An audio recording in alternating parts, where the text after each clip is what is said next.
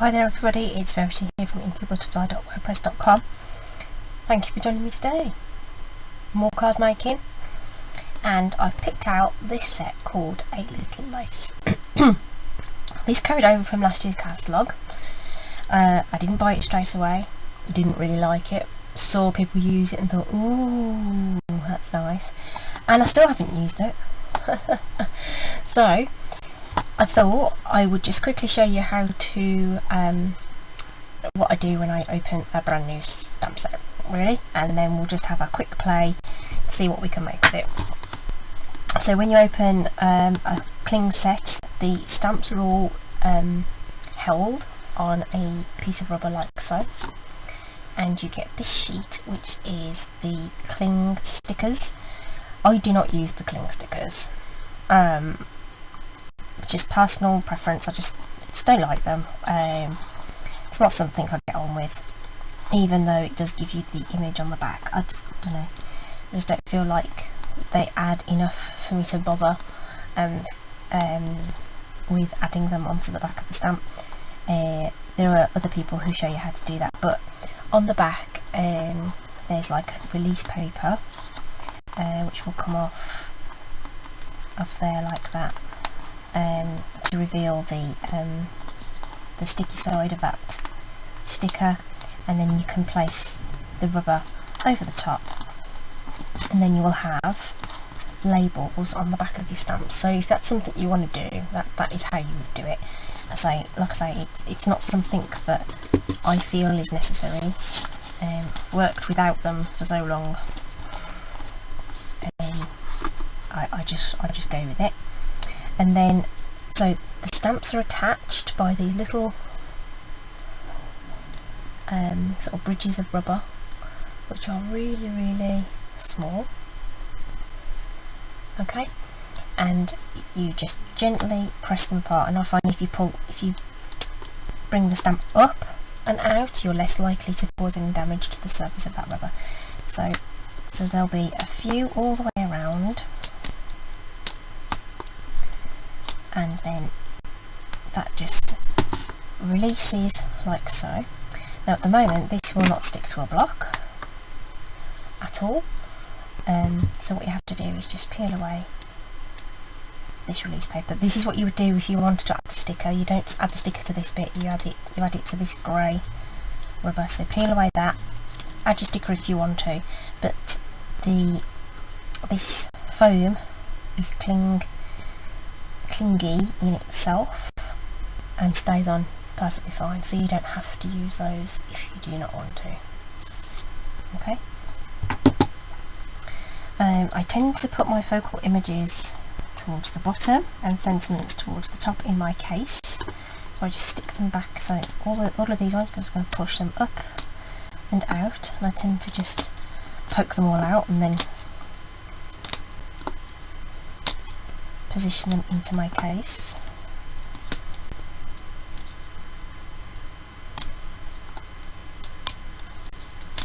It's a really cute border in this. Which I did was, when I was looking at the front, I thought, I wonder if that would work with the Stamper Artist tool to make like a nice background.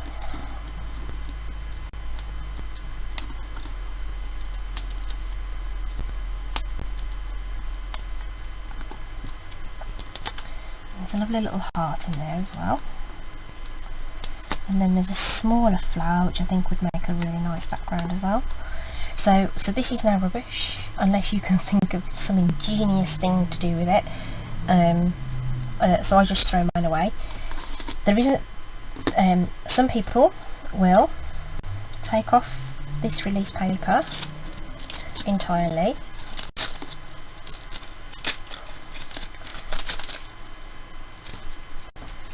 like so, and put this into the stamp case.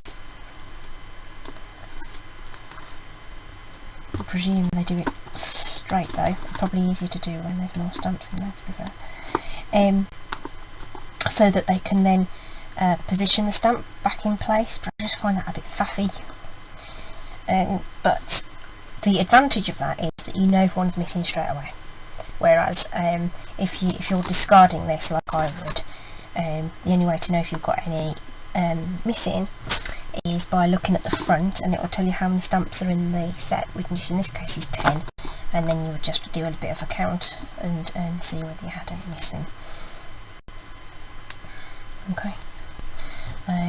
So it kind of depends on how you like to craft, whether you're don't put it down, put it away kind of person, or what. I'll leave that entirely up to you. But those are options that you've got. So now all I'm doing is just peeling away those backing papers and positioning those stamps in the case. I try and put the sentiments the right way up. So of course they do read backwards. That's another advantage to the stickers, which means that when you look on the back of your case you'll be able to read the sentiment more easily. Took me a minute to work out what that one says, but that's fine.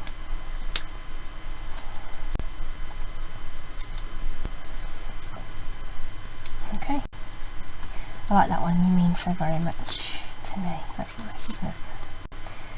It's kind of poignant at the moment as well, isn't it, when everyone's still social distancing to an extent, and I mean obviously you can still, you're extending gabber balls and things, but by and large people are keep away from each other.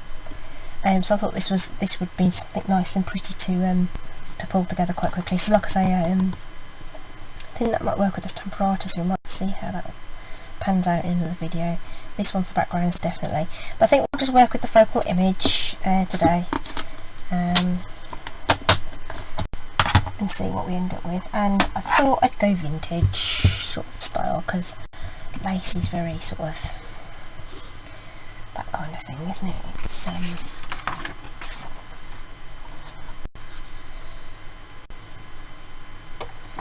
right, so in my head I thought we'd go with Stampin' on Very Vanilla, which I don't do very often, so I thought that would be something different to do.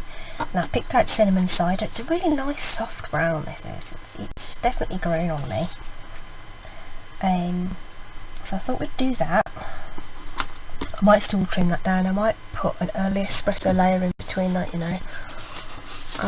Let me just grab some early espresso from my... there's a smaller piece there. I'm just going to grab some of this ready in case I decide, because in fact I'm almost convincing myself just as I'm layering that up. That's going to look nice together, isn't it? Something like that. Okay. And I've pulled out the coordinating ink, Cinnamon Cider ink, so one of our new 2020 ink colours. And I'd already pulled out early espresso because I thought I might end up doing the sentiment in this colour, so it will pop out a little more against the background. So those are the bits and pieces I've got out so far, and I think it will be a little bit more interesting if I cut down these layers just a bit. So I'm reckoning that's about 1/4 of an inch there. Oh, where's my autofocus gone? Yeah, that's 1/4 of an inch off there. So I'm going to take an 1/8 off to make that. No, I'm going to take 1/2 inch off because I need 1/4 on this side and 1/4 this side. So I need to make that 1/2 inch smaller, and then this one 1/4 of an inch smaller again. So I would normally do a layer 4 inches wide, which would give me the narrow border. So I'm going to take this one down to 3 7/8 of an inch, I think. So let's do that and bring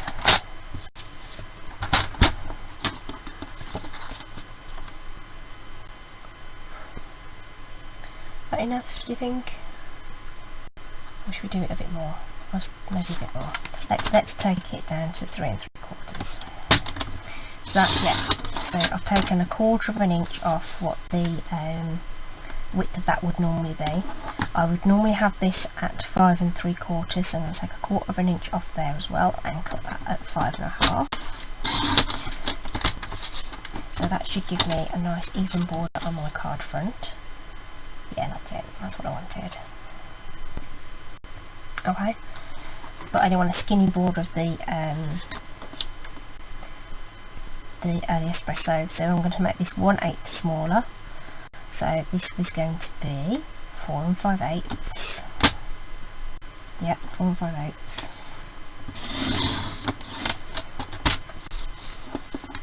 By 5 3/8.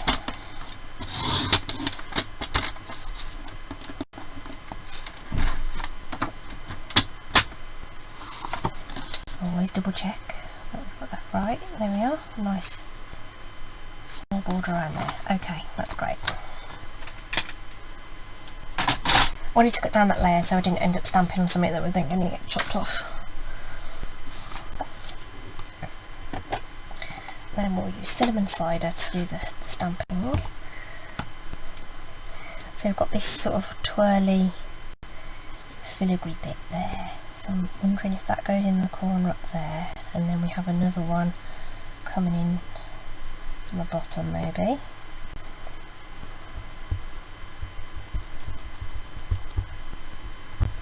Just making sure that's well inked, just a bit of light tapping and rotating it round because it is a large stamp. Just tilting it in the light to see that it's covered. So yeah, so I think we're going somewhere like there. Just want to make sure we can fit in another image at the bottom. Oh yes, that's really nice, isn't it?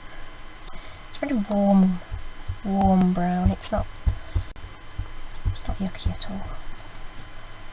And I think we have another one coming in at a similar angle, but from the bottom, just here.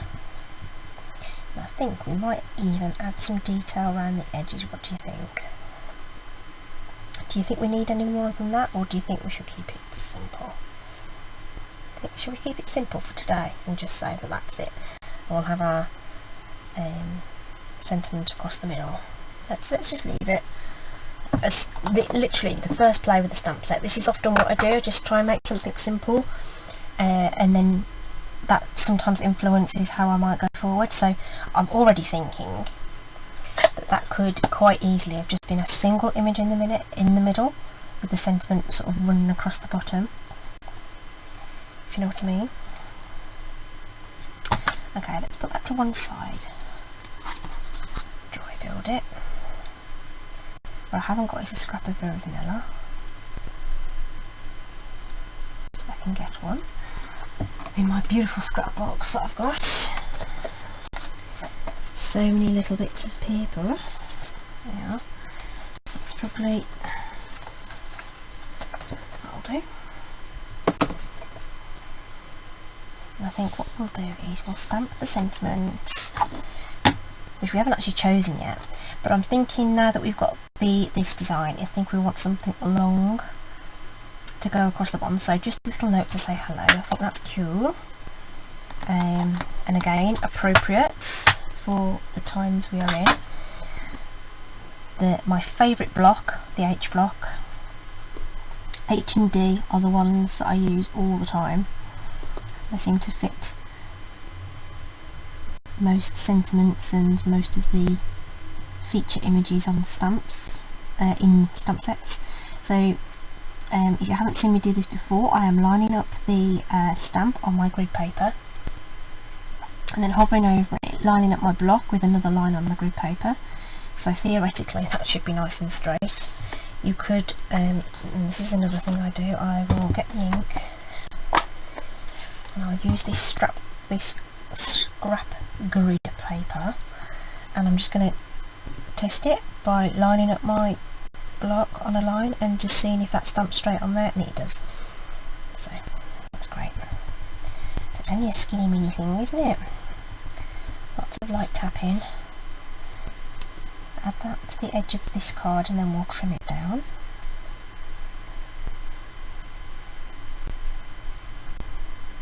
Just take your time, hover over the top and then just press it down. Okay, not quite straight, but we can cut that down a little bit. The trimmer is super fantastic. Whew, it's getting hot. And I can just line that up. The plastic runner can give you an idea of how straight something is. Do you know what, that's not far off.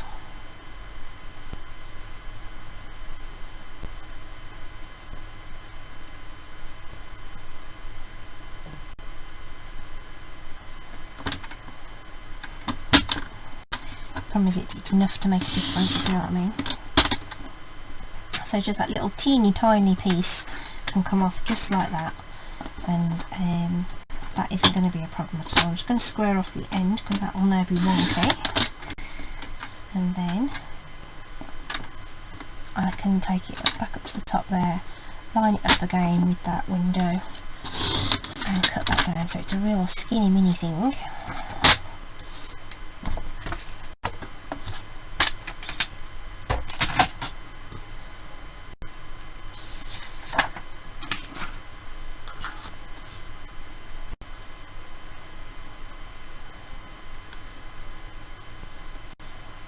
I think we possibly need to just clip those ends slightly.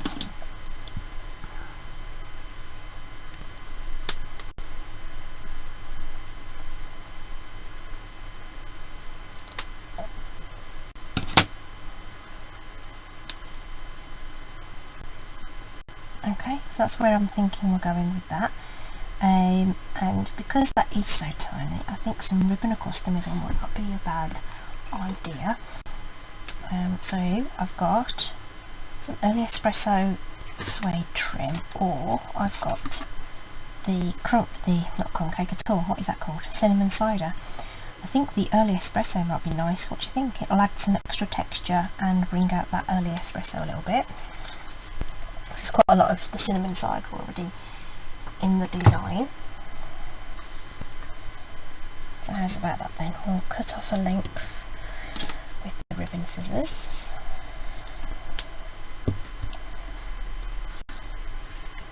And another length to tie, either in a knot or whatever we're going to do. We haven't yet decided that, and I think this is going to go on dimensionals as well. So let's start building. So seal onto the early espresso, I think.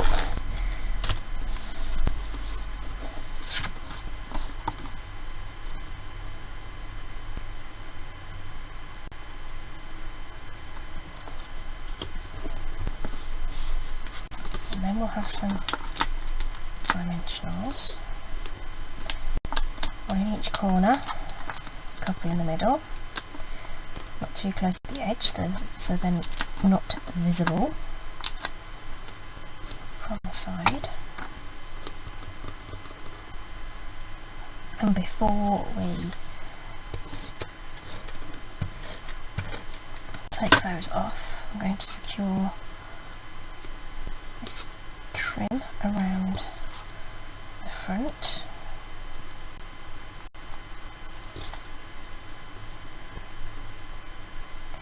Use your grid paper to make sure it's straight.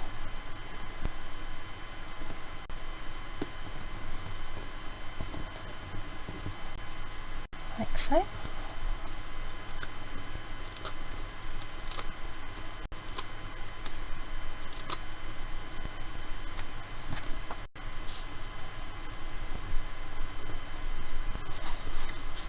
this can go on the carpet.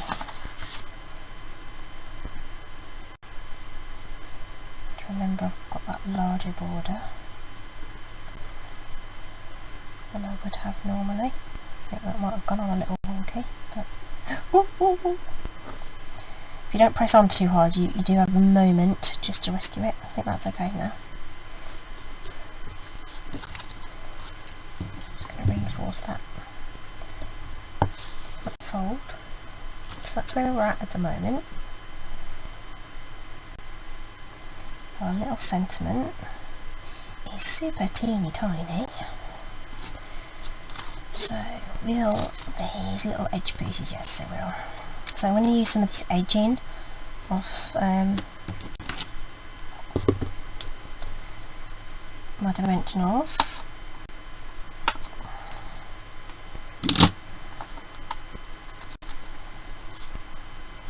Just about to fit on there. All good stuff.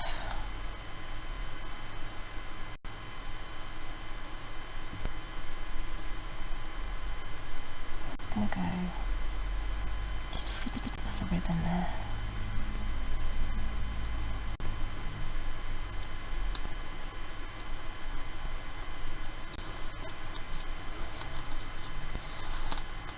There we are. I think that looks good. And I think we just want a knot of this, I think.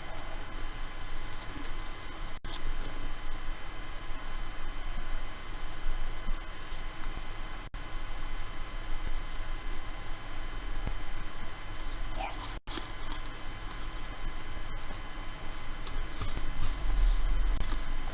Get scissors.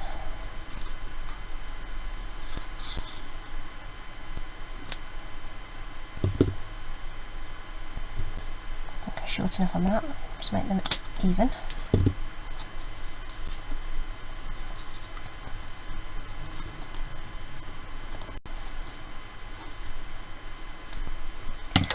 Okie dokie. Right, I do think we need some bling on this, and I think with the vintage look, I'm looking for my metallic pearls. That's what I'm looking for, and I think the gold metallic pearls will go very nicely with this.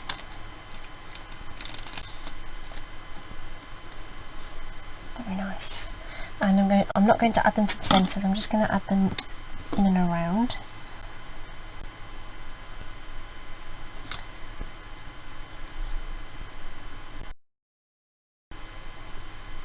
In my usual fashion.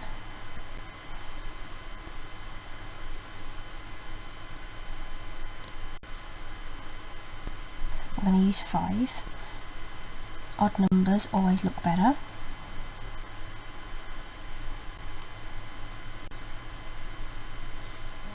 So 3 wasn't quite enough. Don't want that one too low down. There we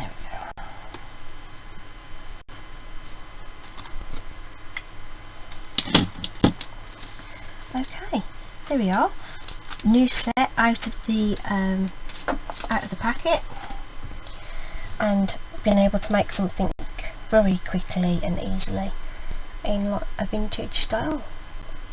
Very nice. Okay, not my usual kind of thing really. But I had to resist. I was like, oh, it'd be really nice in pink, it'd be really nice in pink. But I'm like, no, let's do something different. Okay, could have sponged around it and really kind of grunged it up as well, but I think I like that. Brilliant. If you've enjoyed this project, just please give me a thumbs up. If you don't already subscribe to this channel, please do, and if you tap the notification bell, you'll be alerted next time I post a video. I try and aim to do at least 4 a week, and try and bring you something different each time. Always open to suggestions if you want to see anything in particular.